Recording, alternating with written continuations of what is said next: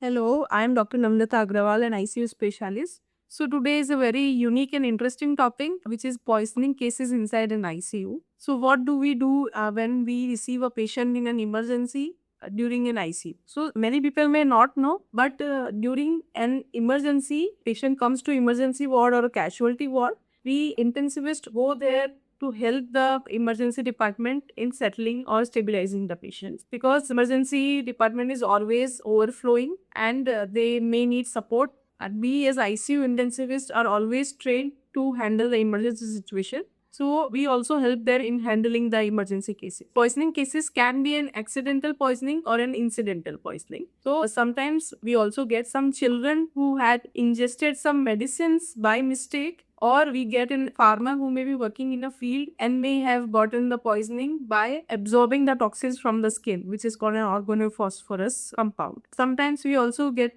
patients who have gas geyser in their bathroom and they take bath with the gas geyser on, which produces carbon monoxide, and it can also lead to poisoning.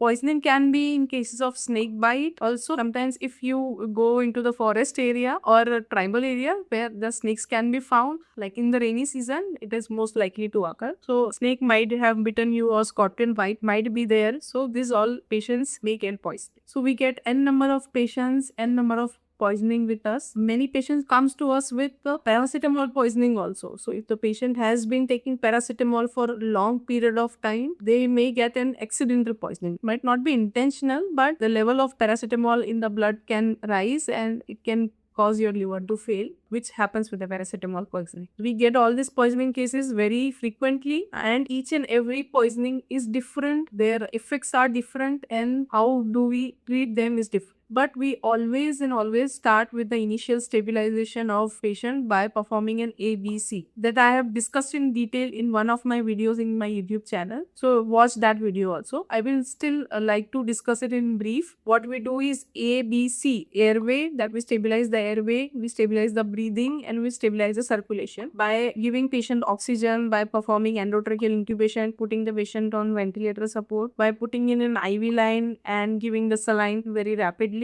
So after this ABC is done, we move on to the next step of checking the vitals and performing the neurological examination. So we connect the patient to monitor, check for the ECG rhythm, heart rate, blood pressure, saturation level, and also we check the pupils. The patient is confused, patient is drowsy, patient is comatose. In this initial steps only, sometimes we might get to know about what kind of poisoning the patient has. So looking at the pupil size and looking at the ECG rhythm, we can guess some of the poisoning or the toxins that the patient has ingested or has accidentally been exposed to. Now, the next step is going to be the detailed physical examination. We remove the clothing of the patient, we decontaminate the patient, and also check for any clue to what the poisoning may be. Sometimes some smell can point towards what the poisoning can be, like in case of kerosene. Or sometimes in case of ketoacidosis, the patient has ingested some medicines which has caused the patient to go into ketoacidosis and will give a fruity smell to the patient.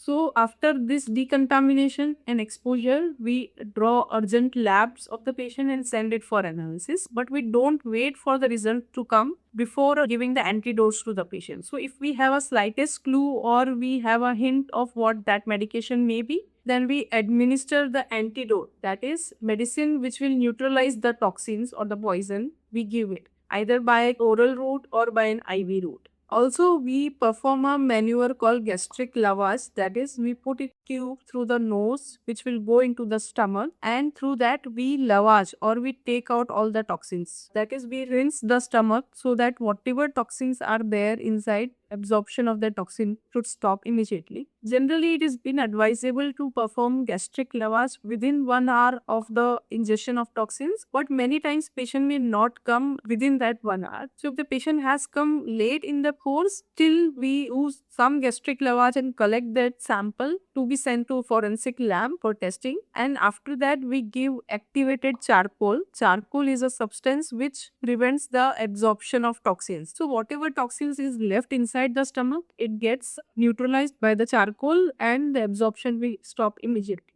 If the patient is conscious, then we can administer the activated charcoal tablets by the oral route, or if the patient is unconscious, then a rice tube is required to put in the charcoal inside the stomach. After the initial stabilization, we talk to the patient's relative and ask them to give us a clue as to what the ingested substance may be. If in case of suicidal, we may find some tablet strips or some bottles in the house or wherever the patient was last seen, and to get that bottle. Sometimes occupation can also guide us as to what the poisoning may be. Like in case of farmer, patient may have got organophosphorus poisoning. There may be snake bite in the legs. We do the detailed examination by exposing the patient and we can see the bite marks. If the patient was taking a bath last time when he or she was found, then the patient may have carbon monoxide poisoning. So these are all the steps that we take, and once we have the clue, we start the definitive management immediately. So ICU specialist helps save life by following a protocol driven and fast action. Awareness of various poisons, keep them out of the reach of the children, and sometimes keep out of the reach if you feel that they have suicidal tendency. Public needs to be aware of the occupational hazards as well, and the steps needs to be taken to prevent that. So I will discuss a case with you. I have seen many cases, but this is a very interesting case because very young female, 35-year-old female, came to the ICU with unconsciousness, restlessness, irritability, and we were not able to find out as to what disease the patient has got. We were suspecting it to be an infection in the brain or some infection in the body which has caused the toxins to go into the brain and which is causing the delirium, the confusion or unconsciousness. But on detailed history from the husband, we found that the lady was taking bath in the closed bathroom and they have a gas geyser inside their bathroom. The lady was found unconscious inside the bathroom. So we immediately performed an ABG analysis, that is arterial blood gas analysis, and we found that the carbon monoxide levels in the blood were very high. It is not known to all, but whenever there is a gas geyser inside a closed room, so gas geyser produces carbon monoxide as a byproduct. So if you are inside a closed room, you are most likely to inhale carbon monoxide inside, and carbon monoxide is a substance which will bind to our hemoglobin by displacing oxygen. As our body needs oxygen, it is bind to our hemoglobin, but carbon monoxide displaces that oxygen and our body doesn't get enough oxygen, which causes the organs to fail and the brain to lose consciousness. So it is very important. Please be aware that a gas geyser should not be installed inside a closed room or inside a bathroom. It has to be installed in a well ventilated open area. Coming back to the case, so that lady was given 100% oxygen for quite some period of time. Gradually that patient improved, but the neurological recovery was still to happen because the lady has suffered severe brain damage because of the lack of oxygen for quite some time. But gradually, through various therapies, she was able to perform her daily activities. But it took almost 6 to 8 months for her to recover. So, you must know what the symptoms of a poisoning may be, and quick visit to the hospital might save a life. Thank you. Tube through the nose, which will go into the stomach, and through that, we